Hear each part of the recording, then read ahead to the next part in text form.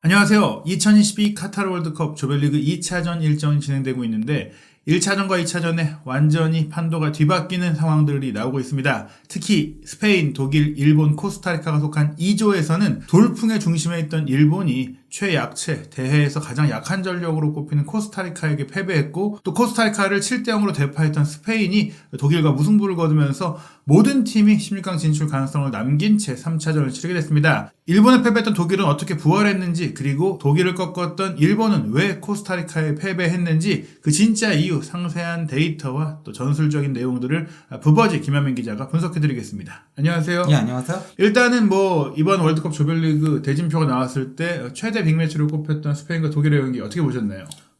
역시 예, 기대만큼 소문난 잔치에 먹을 것이 많았던 경기였습니다. 예.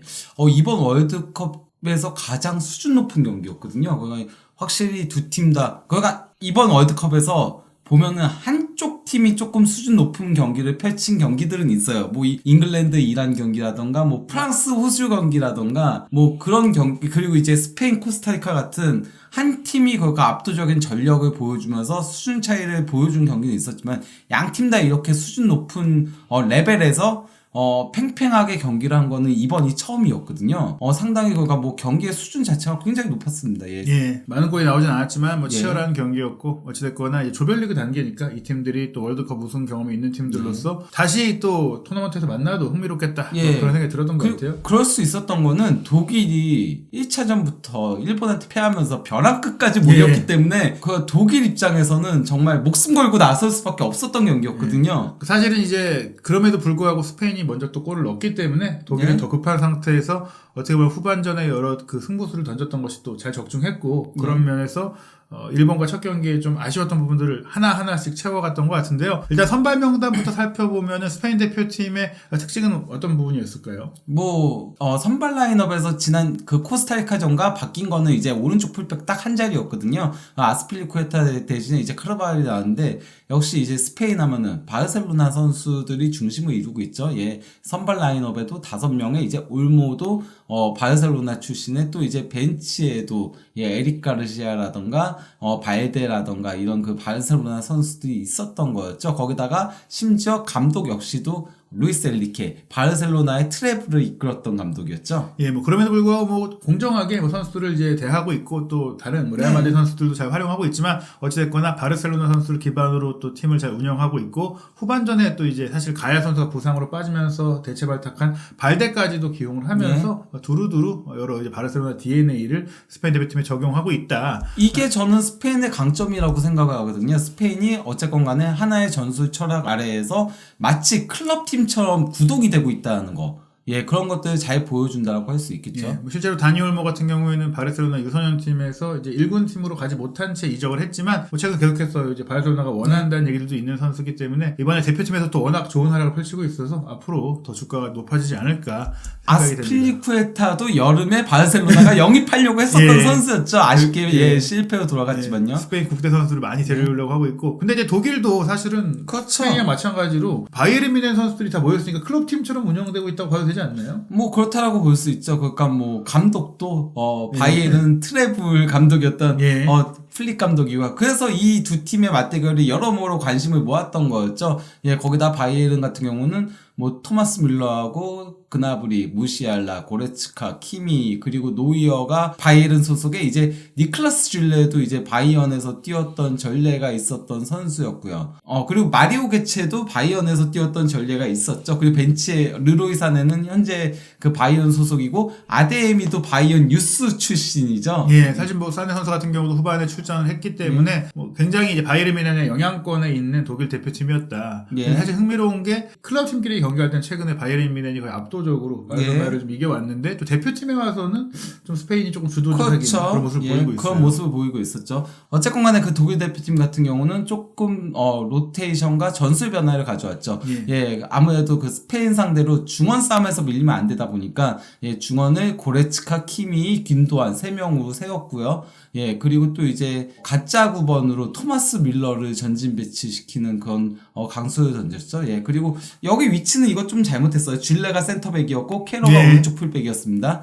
예. 결국 이제 질레 선수가 일본과의 경기에서 좀 아쉬웠던 측면에서의 플레이들을 네. 좀 이제 캐러로 이제 좀 상쇄하는 또 플릭 감독의 조정이 있었어요. 예. 그리고 캐러는 이 경기에서 상당히 잘했습니다. 예. 전반적으로 이제 1차전 일본과의 경기에 드러난 문제를 잘 이제 보완한 독일이고 스페인은 뭐 하던 대로 네, 뭐 이제 그렇죠. 지친 아스필리쿠에타 정도만 좀 네. 교체를 해줬는데요. 일단은 경기 기록을 합하면 그래도 스페인이 볼은 가져갔어요. 예, 그러니까 점유율은 역시나 스페인의 몫이었죠. 예. 예. 도리어 독일이 이 경기는 일부 점유율을 안 가져가려고 한 부분들도 있었어요. 예. 대신 독일이 저는 그러니까 이번 경기에서의 독일은 최근에 그러니까 그 바르셀로나의 약간 스타일에 따라가기 시작한 2014년부터의 독일이 아닌 그 이전 2008, 2010 이때의 독일이 생각났어요. 그가 게겐프레싱 엄청나게 압박을 하는 경기 시작부터 밀러가 최전방에서부터 골키퍼를 계속 괴롭히더라고요. 그래서 골키퍼부터 압박을 계속해가지고 우나이 시몬 골키퍼가 스페인에서는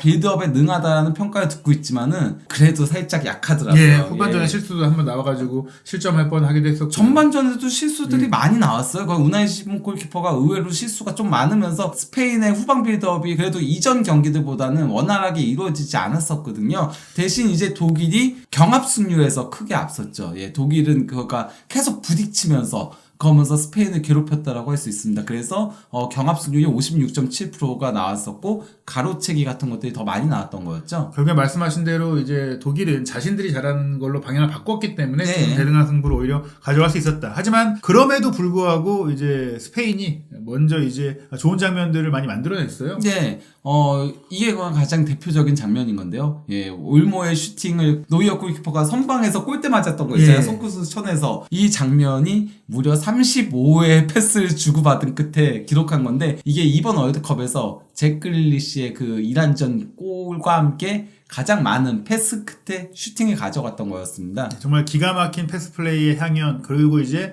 결국에는 방점을 찍는 슈팅은 조금 신속하게 가져가면서 스페인의 이 패스 플레이가 더욱더 진화하고 있다 네. 이런 모습들을 보여준 것 같은데 특히 이제 독일 같은 경우에는 말씀하신 대로 한동안 계속 점유를 이제 해왔던 팀인데 네. 이번 경기는 좀 이제 의도적으로 내줬다고요? 예, 그러니까 35.8%가 이게 그 독일 대표팀 역대 월드컵 한 경기 최저 점유율입니다. 예, 그 스페인을 상대로 우리도 한번 볼싸움 해보겠다라고 생각해보다는 실리적으로 좀 접근을 했기 예. 때문에 또 이 정도로 벌어진 것 예. 같아요. 하지만 이게 그러니까 압박은 상당히 잘 통했다는 거는 결국 그 구역별 점유율에서 스페인의 수비 지역에서의 점유율이 높았죠. 그러니까 독일이건 스페인이건 저쪽 지역에서 경기를 많이 했다는 거예요. 독일 쪽 그 수비 진영보다는. 결국에 이제 스페인이 공을 많이 가져가긴 했지만 스페인이 독일의 파이널 서드 지역으로는 많이 진입을 못했다. 네, 도리어 조금 밀려서 후방에서 계속 패스를 돌리는 모양새였다라고 할 수 있는 거죠. 예. 압박에 밀려서요. 그런 가운데 사실 스페인이 승부수를 던진 게 또 바로 통했어요. 예, 그러니까 후방 9분경에 모라타를 넣었는데요. 저는 그러니까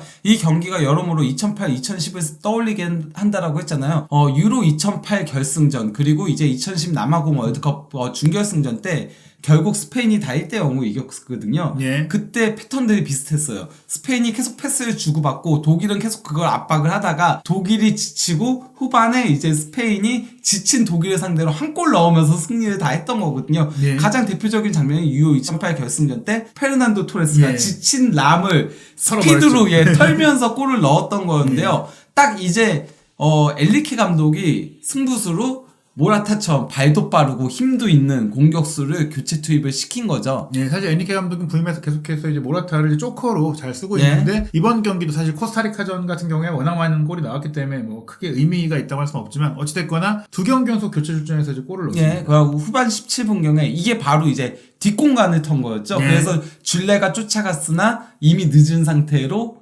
모라타가 골을 넣었던 거였습니다. 근데 사실 뭐 이 장면은 모라타가 너무 잘했다고 생각해요. 그 원터치로 바로 돌려놓은 슈팅 자체가 네. 워낙 또 좋았고 정확했기 때문에 사실은 이제 스페인에서는 모라타가 좀 결정력이 아쉽다는 얘기들 많이 했지만 요즘만큼만 해준다면 뭐 예. 모라타가 충분히 이제 제 몫을 하고 있다. 예, 물론 이 경기에서도 모라타가 예. 결정적인 찬스들을 놓치기도 했습니다. 뭐 어찌됐거나 이제 지금은 한참 골 감각이 올라왔다. 예. 그런 가운데 이제 스페인이 또 한 번의 선수 교체를 하게 되는데 이게 오히려 조금 이제 기세에 좀 좀 악영향을 미치지 않았나. 예, 그러니까 뭐 아센시오하고 이제 가비를 빼고 니코하고 코케를 넣었는데요. 의도는 이해가 갔어요.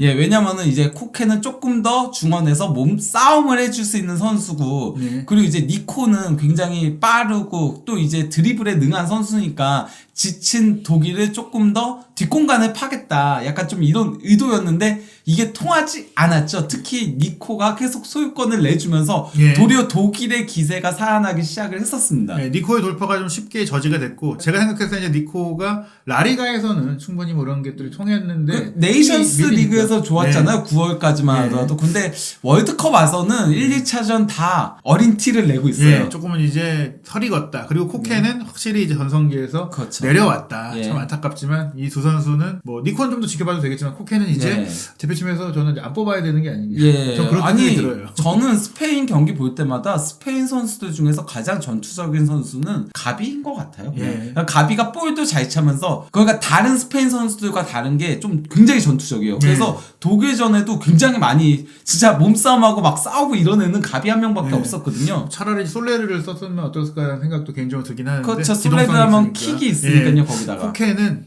이제는 유통기한이 끝난 것 같다. 결국엔 이 교체 이후 또 독일이 대응한 교체 전략은 또 완벽하게 통했습니다. 그렇죠. 예, 독일 같은 경우는 어쨌건 간에 사네가 언제 들어오느냐가 관건이긴 했었고요. 왜냐면 이번 시즌에 사네의 활약상이 너무 좋기도 했으니까요. 그리고 이제 필크루크 진짜 9번이 들어오게 된 거고요. 그리고 캐러 대신에 클로스터만, 클로스터만만 제외하면 나머지 두 장의 카드는 왜 넣었는지 딱 알겠는 거였죠. 아니 심지어 클로스터만도 나와서 안정적으로 수비를 했어요. 저 그러니까 좀 우려를 했거든요. 왜냐면 이번 시즌 클로스터만이 부상 때문에 리그에서도 거의 경기를 나오지 못했었기 때문에 우려했었는데 우려했던 거에 비해 굉장히 잘해줬습니다. 실제로 공을 끌고 올라가서 기점 패스 연결하는 부분들도 굉장히 좋았고, 결국에 이제 클로스터만, 사네, 무시알라로 이어지는 패스 루트도 나왔었고, 무엇보다 이제 필크루크가 힘이 좋다고 역시나 이 우력 다짐이 스페인 수비들을 흔들어냈고, 결국에 이 선수가 동점골을 넣었습니다. 필크루크 선수가 이제 거의 경기 막판에 달했을 때였죠. 그때 극적인 골을 83분경에 이제 골을 넣으면서 독일이 그 교체 투입된 선수가 골을 넣은 게 2014년 월드컵 결승전 마리오 게체 이 이후 처음이라고 하더라고요. 결국에 이제 좋은 조커 카드 하나가 들어왔고, 또 어떻게 보면 이제 개인적으로도 브레멘의 아버지죠. 그렇죠. 필크루크에 대해서 좀 기대감이 좀 있었을 것 같아요. 그러니까 뭐 기왕 간 거 잘했으면 좋겠다라고 생각을 했었고, 골을 넣었고, 저는 뭐 코스타리카 상대로는 무조건 필크루크가 선발로 나와야 된다라고 생각해요. 왜냐면 코스타리카 높이 약점이 있고, 코스타리카는 아예 내려앉는 팀이잖아요.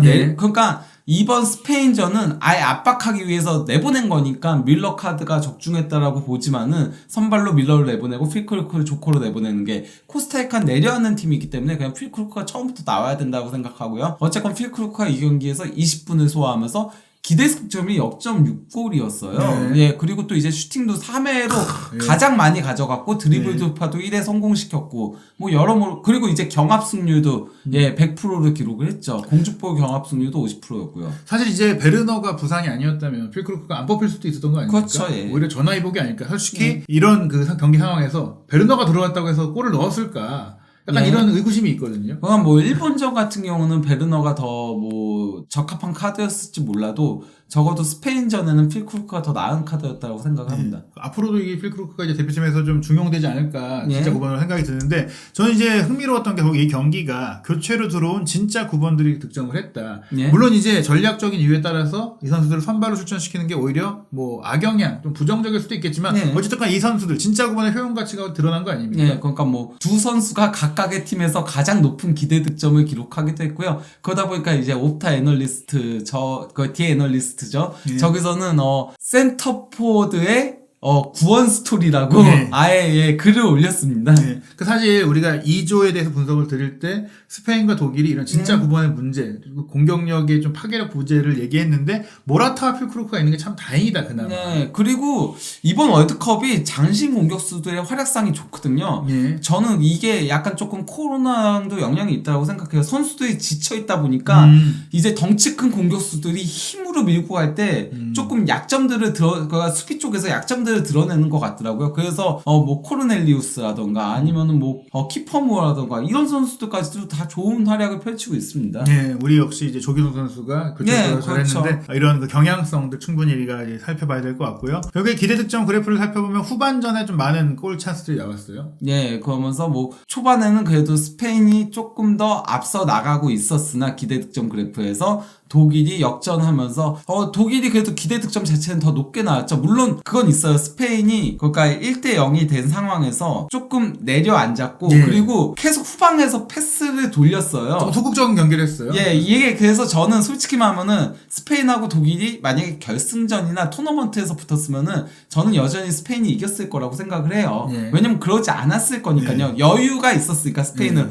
반면에 독일은 간절했고요. 예. 그래서 말 그대로 계속 갖다 박았으니까. 네, 사실 이제 독일은 여기서 지면 탈락의 위기를 그렇죠, 겪고 스페인은 사실 비겨도 큰 문제가 예. 없는데 제가 이제 이 프리뷰 때도 말씀을 드렸지만 스페인은 1위를 원하지 않고 있어요. 1위를 일부러 안 하진 않겠지만 스페인 기자가 스페인 했었다라고 기자는 했죠. 사실 솔직히 스페인은 1위로 갈 생각이 좀 없는 것에 가깝다. 브라질을 피하는 게 더 좋다. 예. 그래서 솔직히 뭐 마지막 일본전은 큰 걱정이 안 되니까 독일을 상대로 저도 큰 문제는 없다. 왜냐면 탈락이 어려운 스페인 상태이기 때문에 그런 점도 조금은 이 선수들의 이제 의지의 차이가 있었을 것 같다 생각이 듭니다. 예, 그리고 뭐 공격 위협 그래프를 보더라도 뭐 아시겠지만 전반전은 그래도 조금 더 스페인이 앞서긴 했었죠. 그리고 이제 골이 나왔을 때 상당히 많이 예. 그때 조금 몰아치긴 했었고요. 하지만 뭐 나머지는 독일이 더 거의 공격 위협을 했었다라고 할 수 있죠. 공격 위협 자체는 어쨌건 간에 독일의 빈도가 더 많긴 했습니다. 전후반 다 합치더라도요. 저는 이제 이번 그 스페인 대표팀에서 주목할 부분 중에 하나가 바르셀로나에서 좀 외면을 받았던 그러니까요. 정말 거의 이제 경력의 끝자락으로 예. 보였던 조르디 알바의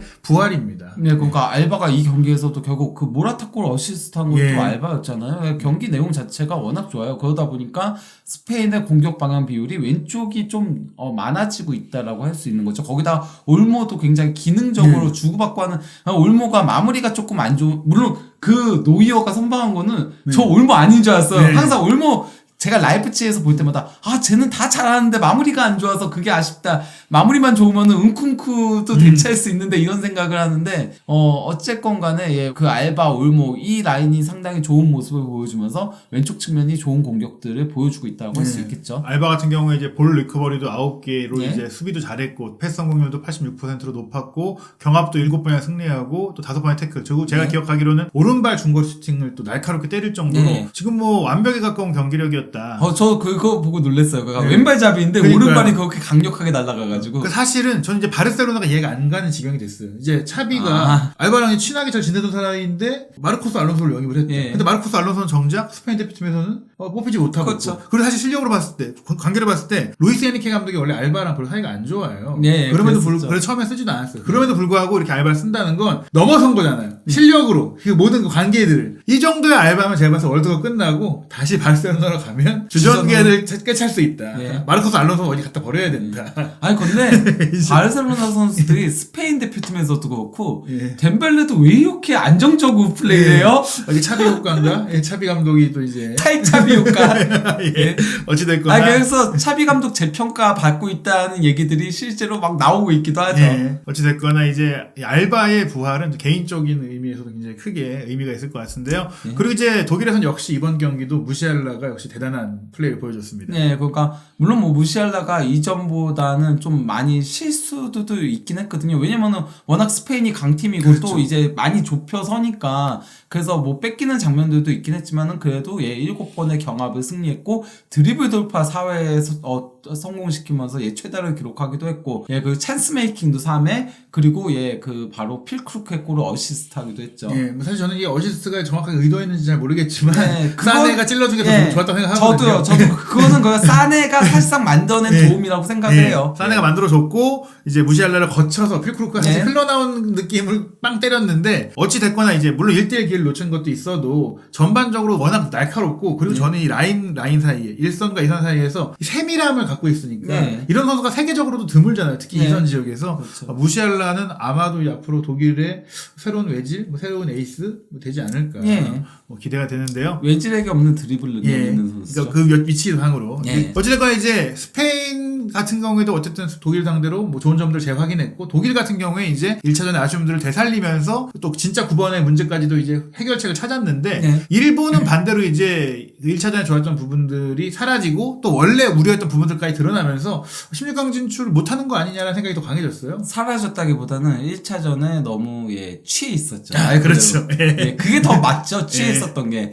예. 코스타리카한테 이제 0대1로 패했는데요. 그것도 경기 막판 실점을 하면서요. 일단은 독일전과 비교해가지고 무려 5명을 교체를 했어요. 예. 그러니까 물론 뭐 사카이는 왼쪽이 이제 독일전이고 오른쪽이 코스타리카전인데요. 물론 뭐 사카이 같은 경우는 부상 후 빠진 거긴 합니다. 하지만은 그리고 또 이제 모리타는 원래 주전이었던 선수기도 하고요. 하지만 이제 이선에서의 변화가 너무 많았고요. 그러니까 미토마가 특히 빠진 게 가장 얘기가 많았죠. 예. 미토마가 1차전에는 빠질 수 있었어요. 왜냐면은 고열이 있었던 선수니까. 하지만은 1차전에 나와서 좋은 모습 보여줬고, 그래서 2차전 당연히 선발일 거라고 생각을 했었는데, 소마가 나왔고, 또 이제 오른쪽도 월드컵 지역 예선 내내 에이스였던 이토주냐, 심지어 1차전에 그 독일전에 좋은 활약을 펼쳤던 이토주냐 대신에 도안리츠가, 물론 도안리츠도 골을 넣긴 했지만요. 그리고 최전방 공격수도 우에다가 나왔습니다. 뭐, 그러니까 아사노나 마에다나 둘 중에 한 명이 나올 줄 알았는데, 우에다가 나오고 하면서, 이거, 왜 이렇게 변화를 많이 줬지? 이거 스페인전 의식하는 거 아니야?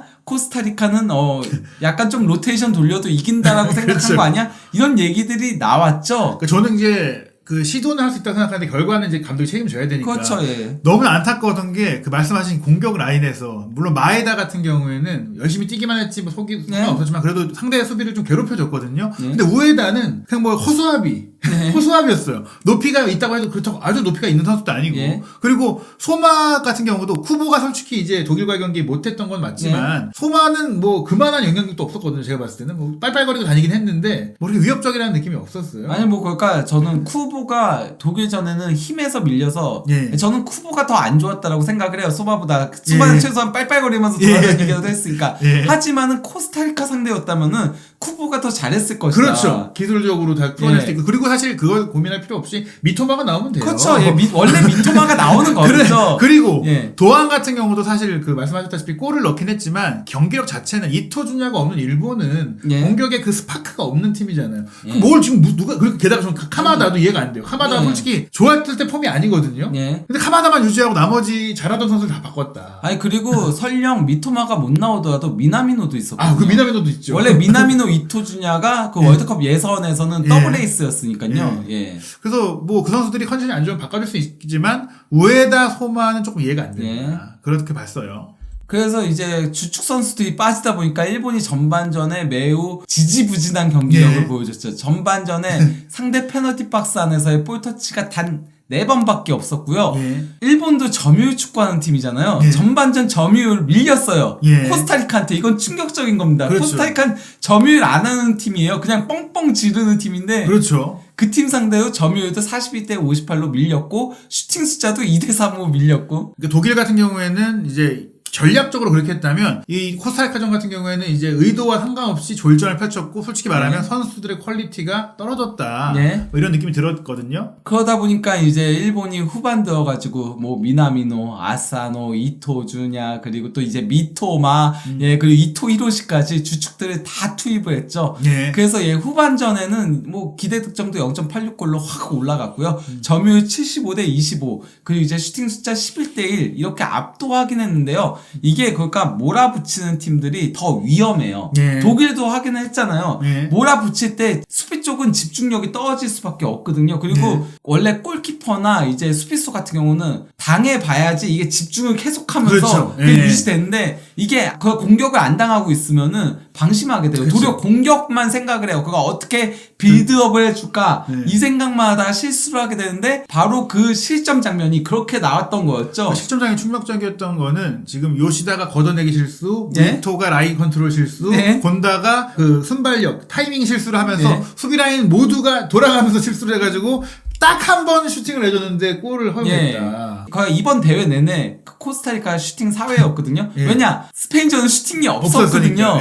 그런데 심지어 유효 슈팅도 없었는데 단 한 번의 유효 슈팅이 골이 됐고요. 그리고 단 한 번의 페널티 박스 안에 슈팅이었어요. 나머지는 다 페널티 박스 바깥에서의 슈팅이었거든요. 결국엔 의미 없는 슈팅들이 있었다가 단 한 번에 이제 제대로 된 기회를 그냥 살렸는데 사실 이제 일본이 일본 입장에서는 우리가 이제 경기를 밀어붙이다가 우리가 주도하다가 재수없게 먹었다 생각할 수 있겠지만 전체적인 흐름을 보자면 일본이 운영과 관리를 네. 잘못했다. 그건 딱 독일이 당한 거 똑같이 당한 거예요. 그러니까요. 코스타리카도 후반전에 어쨌건 간에 승부수들을 던졌고 그렇죠. 베네테 같은 그런 것들이 통했었으니까요. 그래서 딱 보시면 아시겠지만은 계속 일본이 몰아붙이고 있었으나 단 한 번, 저 한 번을 막지 못해서 패했다라고 할 수 있습니다. 결국엔 물론 일본도 좋은 공격수들이 많이 나왔고 도안 리츠나 아사노나 카마다나 이런 선수들이 이런 무대에서도 골을 터뜨리고 있지만 여전히 어떻게 보면은 이제 우에다를 써보긴 했지만 스페인이나 독일과 비교했을 때 이런 진짜 9번 선수가 존재하지 않는 것은 이런 상태, 특히 코스타리카 같은 팀을 상대할 때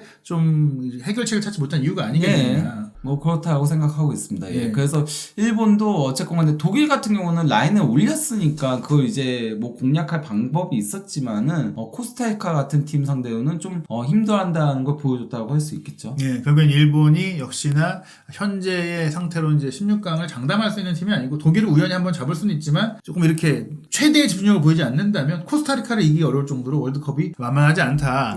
결국에 이제 현재 순위로 보자면 물론 일본이 2위에 올라 있지만 또 독일이 최하위에 있지만 최종전의 일정을 살펴보면 일본이 더 불리하지 않나요? 그러니까 일본은 스페인을 만나고요. 독일은 이제 코스타리카하고 붙는데요. 일단 제가 개인적으로 생각을 했을 때 일본이 스페인을 꺾기는 힘들다라고 생각을 해요. 왜냐면은 스페인은 독일처럼 그렇게 대책 없이 라인을 올리진 않아요. 그래도 그렇죠. 만들어가면서 속칭 말해서 스페인은 땅 따먹기 식으로 하거든요. 작은 잘게 썰어가면서 조금씩 올라와가지고 그래서 이제 상대 지식시켜가지고 골을 넣는 유형이기 때문에 일본이 그 뒷공간을 파기가 말처럼 쉽지는 않을 거로 보이는 데다가 이변이라는 게 말이죠.